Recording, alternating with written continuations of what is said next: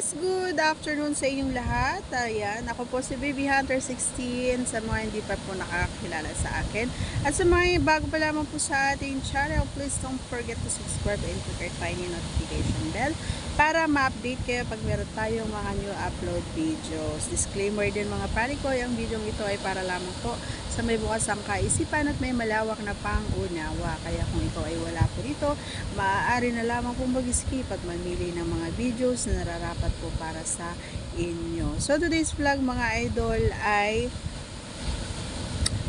tuturuan ko kayo kung ano yung maganda at paborito ng mga kababaihan ito, no. Hindi ko alam kung paborito nga nila or ako lang may gusto nito. At sasabihin ko rin sa inyo kung bakit gusto ko ito. Okay, na posisyon. Ito yung 'di ba madalas talaga eh, no? Yung inyong ala ko may tao. Aso pala. Yung ang tawag dito, yung city, basta pag madaling araw gustong YOT, 'di ba? Gusto yung mag-SEX kapag madaling araw, 'di ba? Mostly, karamihan pag lalong-lalo na kapag hindi ka pagod, 'di ba? Lagi mong inaaya si Maricoy yan na makipag sa madaling araw. So, syempre sa madaling araw, yung ating laway ay may amoy, 'di ba? Nakakahiya na ikaw yung nasa taas, syempre malalanghap niya, or kahit siya naman awkward din sa kanya yon, lalong-lalo na kapag baguhan pa lang kayo, or kahit siguro matagal-tagal na kayo, awkward pa rin yun sa part ng babae. Syempre dapat mag-toothbrush mo na, 'di ba? Lagi-lagi yun ang sinasabi ko. Syempre hindi ka na makakapag-toothbrush kapag bagong gising ka or magigising ka na lang na nakapasok na si T doon sa kanyang P. So ang sinasabi ko na posisyon mga idol na hindi siya ma-awkward at kahit ikaw din, at syempre magugustuhan niya rin at may enjoy niya at masasarapan din siya.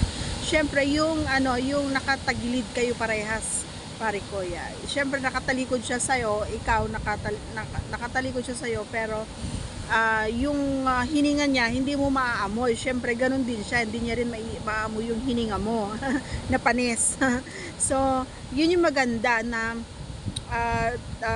syempre yung kamay mo ay malaya rin nakahawak doon sa dalawa niyang pasas, kumbaga, o kung yun man ang paborito niyang ginagalaw-galaw mo or nilalaro mo habang siya ay minsan kasi kahit na kumakadway-OT ka na dun sa likuran niya, is nakapikit pa rin yan, antok na yan. Ganun ako ay, kapag antok na ako, bahala ka dyan. Mag-ano ka dyan, kung gusto mong kumadway-OT ka lang. Wala akong pakels, basta matutulog ako, ganun, bahala ka dyan. Yun yung mga tipo na pagbibigyan kita, pero hindi mo aasahan na ako yung gagalaw, ako yung magtatrabaho. Wala kang maasahan sa akin basta madaling araw. Ganon ako mga idol.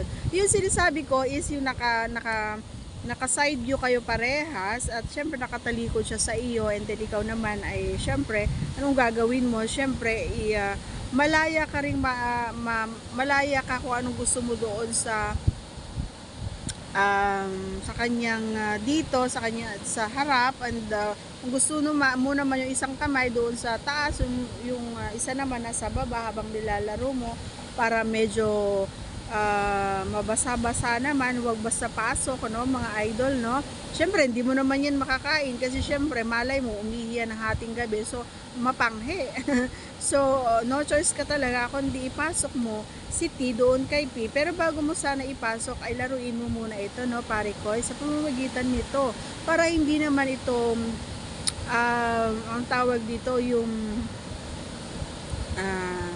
medyo makunat-kunat ang tawag din, yung mahihirapan ka. Syempre pag ipinasok mo, kailangan pa rin may konting basa para may padula siya, no pare ko, no.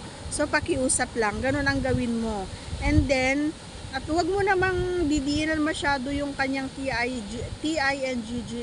Huwag mo namang diinan, tamang-tama lang yung kahit tulog siya is mapapa-u mo siya, 'di ba? Mapapa-big mo siya. Hindi yung ang maririnig mo or ang marireceive mo sa kanya is yung tutukuran ka o di kaya tatadya ka.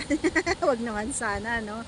So nangyayari talaga, kahit sa akin nangyayari yan, no, mga idol. So iwasan natin yung ganun. Kailangan ng mild, soft, gentle, yan yung mga dapat mong gawin. Pwede mong idanta yung kanyang binti sang binti habang ikaw ay kumakadway o di sa likuran niya, at laruin mo ang kanyang pasa, so di kayo yung kanyang PINGGIL, at malaya kang gawin kung anong gusto mo. Hindi ka ma-awkward at hindi rin siya ma-awkward at hindi mo siya magigising. Kapag talagang gusto niyang matulog, tutulog yan. Kasi ganun ako eh. Magigising na lang ako kapag tapos ka na. Kasi nga, style ko yon, gawa nga ng pagtamad ako, tsaka awkward talaga kapag bagong gising ka. Kasi yung laway mo is panis. Panis talaga. Ay, totoo naman yun, no? Panis, laway panis, di ba? So, awkward. Na-awkward talaga ako pag ganun. So, anong ginagawa ko? Ganun.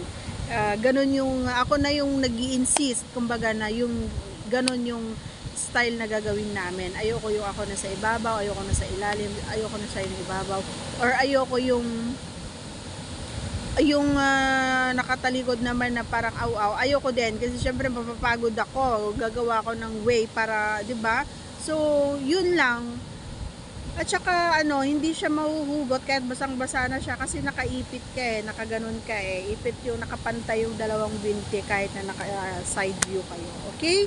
So sana meron na naman akong naituro sa inyo, at once again, paki-subscribe po ang ating channel at paki-pindot na rin ang ating tiny notification bell para ma-update po tayo pag meron tayong mga new upload videos. Ayan.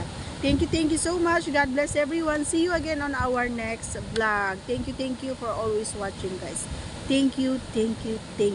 Walang, hindi ako magsasawang mag-thank you sa inyo. Bye! God bless again.